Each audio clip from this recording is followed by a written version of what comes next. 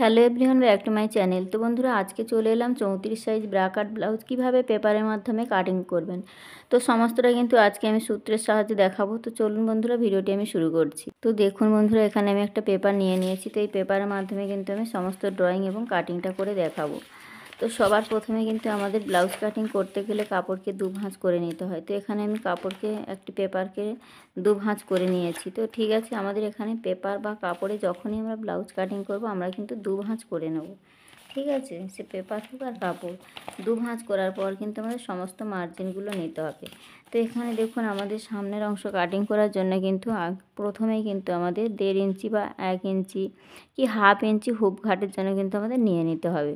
তো আপনারা half inch নিতে পারেন। তো নতুনরা যারা আছেন 1 ইঞ্চি নিয়ে কিন্তু করবেন।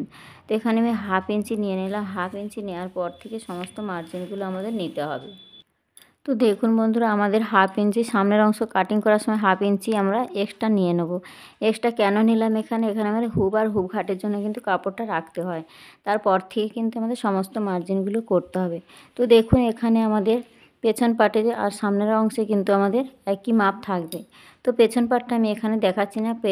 পেছনের পাটটা কিন্তু একদম সহজ, সব ব্লাউজের ক্ষেত্রে যেমনটা হয় তেমনটাই। তো এখানে আমি সামনের অংশ কাটিং করার জন্য আমি দেখুন এখানে পুটের মাপ নিয়ে নিচ্ছি। তো আমাদের ঝুলের পরে নিতে হয় পুটের মাপ। তো আমাদের এখানে ব্লাউজের ঝুল আছে 14 ইঞ্চি, তার সঙ্গে আমাদের 4 ইঞ্চি যোগ করে হয়েছে 18 ইঞ্চি। তো দেখুন, এখানে আমি 18 ইঞ্চি ঝুলের মাপটা কিন্তু নিয়ে নিয়েছি। তো এই ব্লাউজ কাটিং করার ক্ষেত্রে কিন্তু আমাদের ঝুলের সঙ্গে 4 ইঞ্চি প্লাস করে নেব।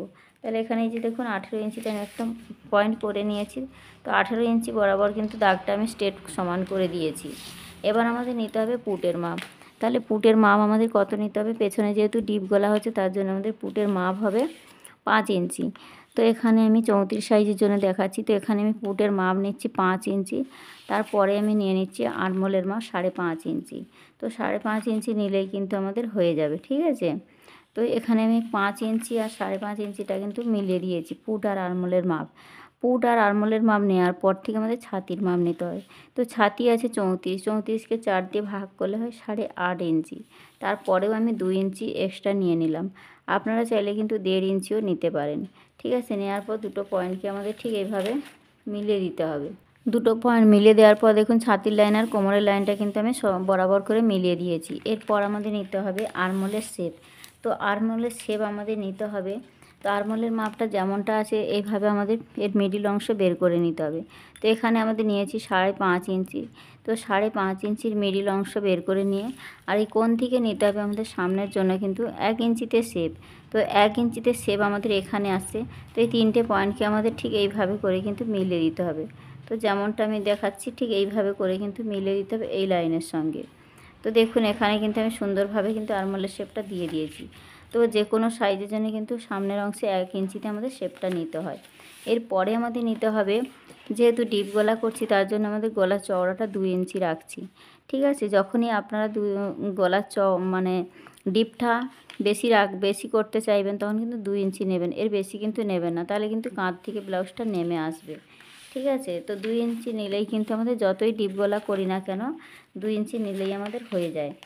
ঠিক আছে, এবার দেখুন এখান থেকে আমাদের নিতে হবে গলার চওড়া গলার লম্বার মাপটা নিতে হবে। তো 5.5 ইঞ্চি আমার রেডি থাকবে।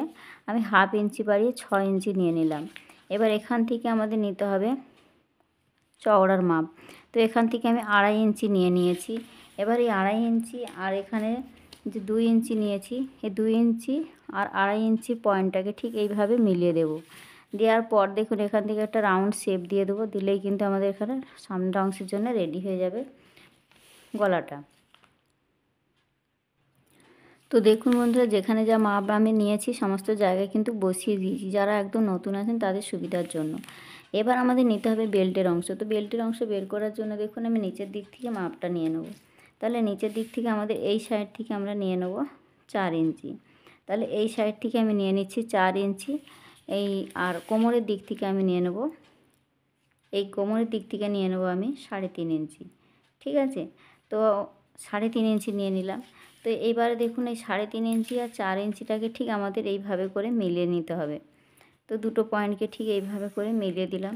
এরপর আমাদের নিতে হবে এই লাইনের মধ্যে একটা শেপ নিতে হবে। তো এই লাইনে ঠিক এই উপর দিকে আমাদের 1/2 ইঞ্চিতে একটা শেপ নিতে হয়। এটা কিন্তু কম্পালসারি প্রত্যেকটা সাইজের জন্য কিন্তু নিতে হয়। ঠিক আছে, নেওয়ার পর দেখুন ঠিক এই লাইনের সঙ্গে আমাদের এইটা শেপটাকে কিন্তু মিলিয়ে দিতে হবে। তো এখানে আমি মিলিয়ে দিয়েছি। এবার এই যে লাইনটা এসছে এই লাইনটা থেকে কিন্তু আমাদের খাপের অংশের জন্য মাপটা নিতে হবে। তো এখানে আমি যেহেতু এখানে আমাদের 34 সাইজ, তার জন্য কিন্তু আমি খাপের অংশ এখানে 6 ইঞ্চি নিয়ে নিচ্ছি। ঠিক আছে, এই যে 6 ইঞ্চিতে আমি খাপের অংশটা মাপ নিয়ে নিলাম। এবার দেখুন ঠিক এখান থেকে আমাদের নিতে হবে, গলার অংশ থেকে নিতে হবে 1 ইঞ্চি। এটা কিন্তু কম্পালসারি যে কোনো সাইজের জন্য। ঠিক আছে, আর এখান থেকে নিতে হবে 2.5 ইঞ্চি, এটাও কিন্তু যে কোনো সাইজের জন্য কম্পালসারি। ঠিক আছে, তো এখানে আমি বসিয়ে দিচ্ছি যেখানে যা মাপগুলো নিয়েছি। এবার এই 3টে পয়েন্টকে আমাদের মিলিয়ে দিতে হবে। তো 3টে পয়েন্টকে আমি কিভাবে মিলিয়ে দিচ্ছি দেখুন। ঠিক এই যে এই পয়েন্টটার সঙ্গে এই পয়েন্ট, আর এই পয়েন্টের সঙ্গে নিচের এই যে 6 ইঞ্চি ঠিক এই দাগটা, ঠিক এইভাবে মিলিয়ে দেওয়ার পরেই কিন্তু আমাদের ঠিক দেখতে এই রকমটাই হবে। ঠিক আছে, এবার দেখুন এখান থেকে আমাদের এই যে এই গলার এখান থেকে আমাদের এই যে ফিতেটা ঠিক বসাবো। এই যে সোজা দাগটা গেছে এই দাগের মিডিল অংশ নিতে হবে। এই গলার অংশ আর এই দাগের মিডিল অংশ আমাদের এখানে বের করে নিতে হবে। তো মিডিল অংশটা ঠিক এইভাবে এখানে আসছে। তো যারা পয়েন্টের মাপ সঠিকভাবে নিতে পারে না তাদের জন্য কিন্তু এই সহজ নিয়মটা আমি দেখিয়েছি। এবার দেখুন এখান থেকেও কিন্তু এর মিডিল অংশ নিতে হবে। তাহলে এখান থেকে মিডিল অংশ নিলে ঠিক আমাদের এই পজিশানে আসছে। নেওয়ার পর দেখুন এই দুটো পয়েন্টকে আমাদের ঠিক এইভাবে সোজা করে টেনে দিতে হবে। তো দুটো পয়েন্টকে ঠিক এইভাবে মিলিয়ে দিলাম। দেওয়ার পর এই দাগের মিডিল অংশ বের করতে হবে। তো এই দাগের মিডিল অংশ ঠিক ফিতেটা বসিয়ে আমাদের কতটা আসছে দেখতে হবে। তো এখানে 6 ইঞ্চি 2 সুদ আছে, তাহলে এখানে 3 ইঞ্চি 1 সুদ আমাদের ঠিক এই মিডিল পয়েন্টে নিতে হবে। নিলাম। এবার দেখুন এই দাগ থেকে আমাদের ঠিক এই দাগ থেকে আমাদের যেহেতু এটা 34 সাইজ, তার জন্য কিন্তু 1 ইঞ্চি 2 সুদ আমাদের এই সাইডে নিয়ে নিতে হবে। তো এই যে 1 ইঞ্চির পর যে দুটো দাঁড়ি এই পর্যন্ত এই সাইডটা আসছে, এই সাইড থেকেও কিন্তু 1 ইঞ্চি 2 সুদ নিয়ে নিতে হবে। তো এটা কিন্তু ছাতি অনুযায়ী আমাদের নিতে হয়। ঠিক আছে, তো চেস্টের সাইজ যখন ভারী হবে আপনারা 3 সুতও নিতে পারেন, কম বেশি করে নিতে হয়। তো যখন আমাদের কম্পালসারি কিন্তু 1 ইঞ্চি 2 সুদ নিলে যে কোনো সাইজের জন্য হয়ে যায়। আর এই সাইড থেকে নিতে হবে আমাদের 1/2 ইঞ্চি, এটাও কিন্তু কম্পালসারি যে কোনো সাইজের জন্য। ঠিক আছে, এবার এই 4টে যে পয়েন্টের মাপ নিলাম 4টে পয়েন্টকে কিন্তু আমাদের এইভাবে এই মিডিল অংশের সঙ্গে মেলাতে হবে। তো দেখুন এই যে কীভাবে আমি মিলিয়ে দিচ্ছি, যেমন যেমন পয়েন্টগুলো নিয়েছি ঠিক এইভাবে পয়েন্টগুলো আমাদের এইভাবে করে মিলিয়ে দিতে হবে। তো এখানে এইভাবে একটু রাউন্ড আকারে কিন্তু শেপটা আসবে। ঠিক আছে, খুব ছোঁচালো কিন্তু হবে না, এইভাবে করে শেপটা দিয়ে নিয়ে আসতে হবে। আর এখানে দেখুন এই লাইনটার সঙ্গে এই লাইনটা ঠিক এই যে মিলিয়ে দিতে হবে, দিলে কিন্তু এখানে 4টে পয়েন্টটা কিন্তু এইরকমটা দেখতে হবে। তো এবার আমাদের কি করতে হবে, ঠিক এই সাইড থেকে নিতে হবে 1 সুদ বা 2 সুদ, 2 সুদ মতো নিয়ে নেবো। ঠিক আছে, এই যে দাগটা নিয়েছি এই দাগের বাইরে নিয়ে নেবো আমরা 2 সুদ মতো। তো 2 সুদ নিলে এই পজিশানে আসছে। এবার আমাদের এই পয়েন্টটার সঙ্গে ঠিক এই পয়েন্টটা ঠিক এইভাবে করে মিলিয়ে দিতে হবে, দিলে কিন্তু আমাদের খাপের অংশটা কিন্তু একদম পারফেক্টভাবে রেডি হয়ে যাবে। এবার আমাদের নিতে হবে এস পার্ট। এস পার্টটা কীভাবে বের করব দেখুন। এখানে আমাদের ঠিক এইভাবে টেকিং পার্টের মিডিল অংশ আমাদের মাপটা ঠিক এইভাবে বসাবো, ফিতেটা বসিয়ে ঠিক এর মিডিল অংশ বের করে নেব, নিলে আমাদের এখানে আসছে।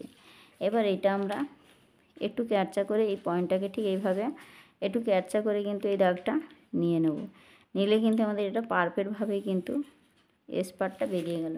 তো দেখুন এখানে আমাদের খুব সহজভাবে কিন্তু আমি দেখিয়েছি, যারা একদম নতুন আছেন ব্লাউজ কাটিং করতে পারছেন না তাদের জন্য কিন্তু আমি খুব সহজ নিয়মে দেখিয়েছি। এবার দেখুন এখানে এটা আমাদের কাটিং করা হয়ে গেলে আপনারা যদি মনে করেন তো সাইড থেকে কিন্তু 1 ইঞ্চি কাপড়টা কিন্তু বাড়িয়ে নিতেই পারেন। ঠিক আছে, তো এইটা কাটিংয়ের পর এই সাইডে যদি মনে করেন যে স্পার্টটা আমার ছোটো হয়ে যাচ্ছে, তাহলে কিন্তু আপনারা এই সাইড থেকে 1 ইঞ্চি কাপড় ঠিক এইভাবে 1 ইঞ্চি বাড়িয়ে কিন্তু ঠিক এই লাইনের সঙ্গে মিলিয়ে নিতে পারেন, কোনো রকম অসুবিধা হবে না। ঠিক আছে, স্পার্টটা কিন্তু এইভাবে 1 ইঞ্চি বাড়িয়ে নিতে পারেন।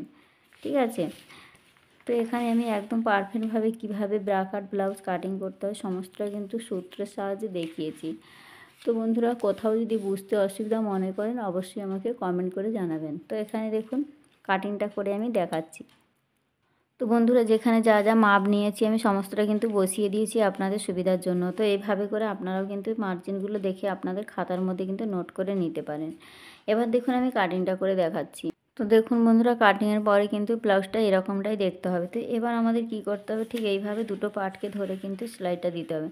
তো যখনই আমরা টেকিং পার্টটা সেলাই করব তখন কিন্তু এই নিয়মে কিন্তু আমরা সেলাই করব। তো এখানে দেখুন পারফেক্টভাবে কিন্তু আমার দুটো অংশ কিন্তু মিলে গেছে। তো যখন সেলাই করব ঠিক এই সাইডটা কিন্তু এই দিকটা থাকবে, ঠিক আছে। তারপরে এই দুটো মুখ জোড়ার পর কিন্তু আমাদের এখান থেকে আমাদের টেকিংটা দিয়ে নিতে হবে।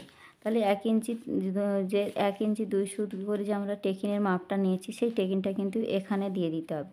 তো এই পার্টটা জোড়ার পরেই কিন্তু আমাদের এই অংশটা জড়তে হয় এই সাইডে, ঠিক আছে। তারপরে আমরা কিন্তু নিচের সাইডে বেল্টের অংশটা জুড়ে দেবো। তাহলে কিন্তু সামনের অংশটা কিন্তু পারফেক্টভাবে এরকমটাই দেখতে হবে। তো দেখুন এখানে খুব সহজভাবে আমি দেখিয়েছি কিভাবে কাটিং করতে হয় এবং কিভাবে সেলাই করতে হয়। তো সেলাই পদ্ধতিটা কিন্তু ঠিক এই নিয়মেই হবে। তো এখানে আমি 34 সাইজের জন্য কিন্তু একদম পারফেক্ট নিয়মে কিভাবে কাটিং করতে হয় সমস্তটা কিন্তু নতুনদের জন্য দেখিয়েছি। তো যারা নতুন আছেন এই নিয়মে কাটিং করলে কিন্তু আপনার ব্লাউজ কিন্তু একদম পারফেক্ট হবে। তো বন্ধুরা আজকে ছিল এই ভিডিও এখানেই। এখানে 34 সাইজ ব্লাউজ কিভাবে কাটিং করবেন তার ড্রয়িং এবং কাটিংটা কিন্তু আমি সম্পূর্ণ দেখিয়েছি সামনের জন্য। তো পেছন পার্টটা কিন্তু এমন কিছু না, পেছনে আমাদের যেমনটা সাধারণ ব্লাউজের ক্ষেত্রে যেমন পেছন পার্টটা কাটিং করতে হয় বা ড্রয়িং করতে হয় সেম টু সেম সেরকমটাই নিতে হবে। তো এখানে দেখুন একদম আমি খুব সহজ নিয়মে সামনের অংশটা কাটিং করে দেখিয়েছি।